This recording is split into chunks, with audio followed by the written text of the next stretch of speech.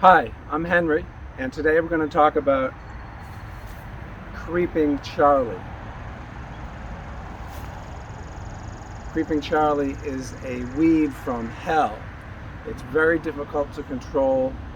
It's well adapted to growing in our lawns. It grows by stems that creep under the grass, so you can't mow it. It's a perennial, so it survives winters with no problem. It's a difficult weed. I'm sort of an expert on it because I have 2 acres and I've been fighting Creeping Charlie for 20 years, and I have made some progress. First of all, mowing it, even mowing it low, is not going to work. Its roots will stay there. It will come back. You'll just do damage to your lawn. Some people suggest boron or borax, and I found that that will cut it back a little bit, but it comes right back after that. And boron can be very dangerous for your lawn, and it's impossible to get out once you put it in because it's just an element. Another way people try to deal with Creepy Charlie, is what I call it Creepy Charlie, is to rake it or dethatch it. That's not going to work because the roots are still going to be there and it will come right back. Basically, what I have found effective is dicamba and Triclopyr, especially in the fall and when it's blooming, and then hand digging it. This is what survives even after treatments of Triclopyr. Triclopyr is very effective. However, this is the issue with Creeping Charlie that most people don't know about, and I haven't seen a lot of experts talk about. What you see on the lawn is only part of it. You might see a circular area, but outside of that area it has sent very small stems. And those stems have leaves and roots. So if you spray what you see, you will probably kill most of what you see, not all of it. But the surrounding area, the shoots that are just invisible to the eye, but they are there, they will come up, and you will see them in the spring the next year, or a few weeks after you spray, if you spray in the spring or summer. So that's a bit of information that I have learned that is not generally known, that the small parts of the stems, the creeping part, the ivy part, is not visible, and yet it will root. So here's an example of what I mean, of how it grows. And way at the end, it has these small plants that you cannot see in your grass. And you can see they do have roots. Even this small one at the end has roots, and even this next one has roots. And this small one here might have even a root bud.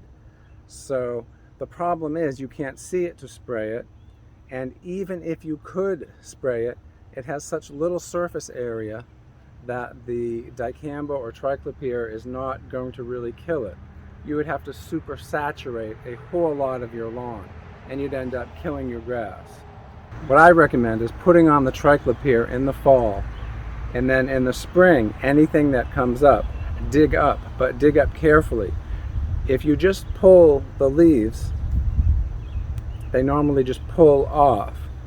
That's not going to do anything because you're leaving the stem and the roots.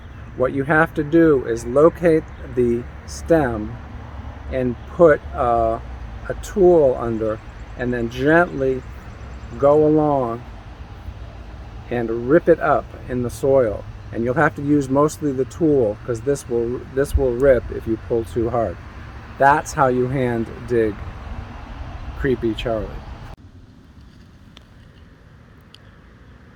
So here is how I dig up ground ivy, Creeping Charlie. I look for the leaves and I gently hold the leaves in order to find the main vine. The main vine is much tougher. If you pull the leaf, you will just pull it off the vine. You need to get a tool under this vine or your finger, and then you can hold onto this.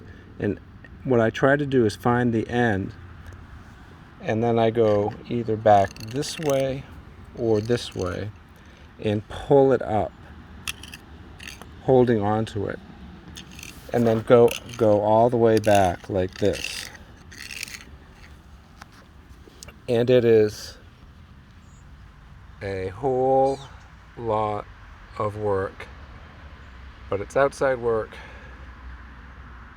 and hopefully you'll make progress. I have found some areas of the yard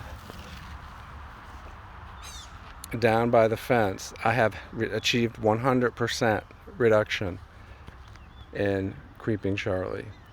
Fortunately, I do not have it in this front, but I have it in about maybe 8,000 square feet towards the fence, and I have found it works. It is recommended that you use Triclopyr or dicamba. There's a catbird listening. It's how to get rid of ground ivy.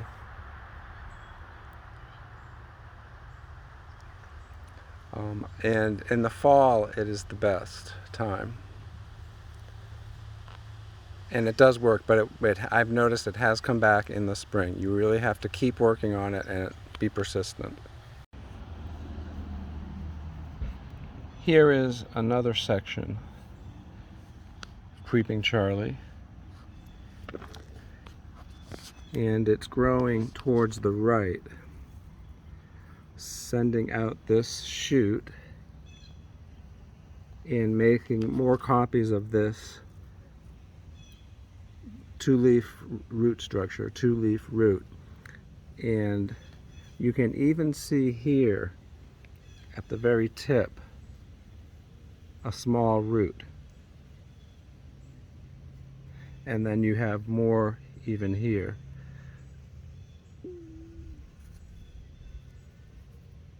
It looks like there is some root attached there. So if you spray the foliage, the plant will absorb it and kill the areas near the leaves, but these tend to survive. Hence, I recommend digging it up. And I have several thousand square feet that I am controlling. I do spray with Triclopyr, but it comes back for the reasons I've been telling you about. So I will use a tool, a screwdriver, to dig up the remaining shoots. And it can grow probably 2 feet a year in my climate. So if you miss a spot for a few years, you've got a large spot. So this is a leaf of Creeping Charlie, and the original vine was down here, the ivy part, I guess you could say. And this was killed with a Triclopyr application several weeks ago. But I found on this leaf, and I'm not sure you can see it, but right about here, about halfway, there actually are roots. The plant has tried to, the leaf has tried to root itself. This is a very tenacious weed where you can spray most of the plant and it will start killing it, but then the leaf will realize it's not getting water and will send out a further supply of roots. You can see it right there.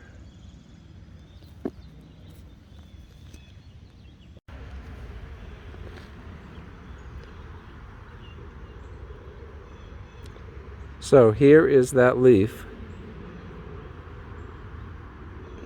again. And there are the roots. You can see them coming into focus. So the little leaf will try to establish itself as a complete plant by growing more roots right at the corner there, right there. A very tenacious plant. And so this is the older part of the plant heading towards the younger edge.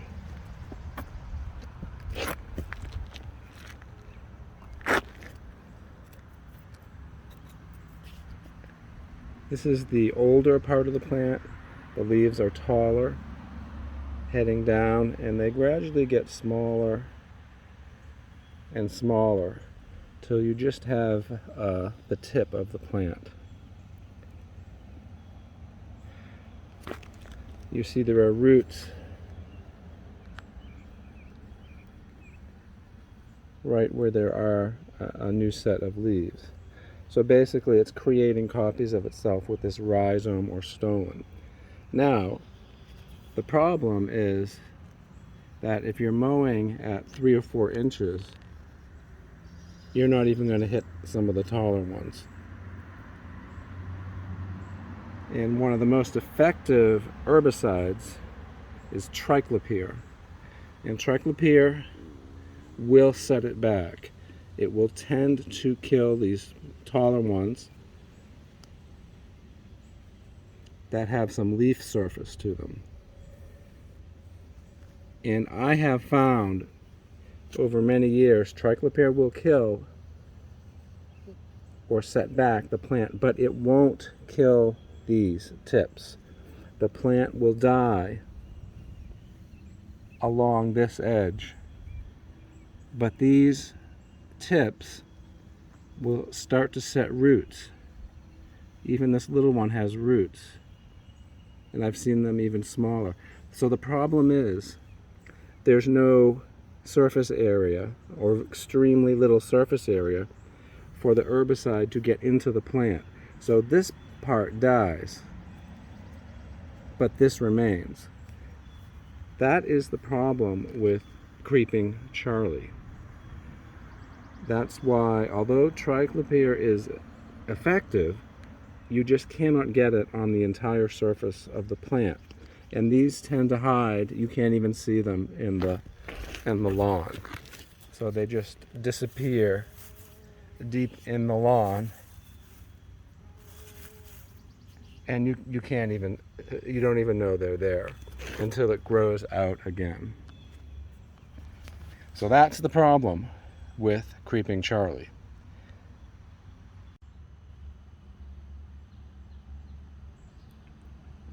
Here is about 2 hours of work of pulling creepy Charlie. You can see how it grows like a vine. 2 hours of work, and it's about 1,000 square feet of lawn.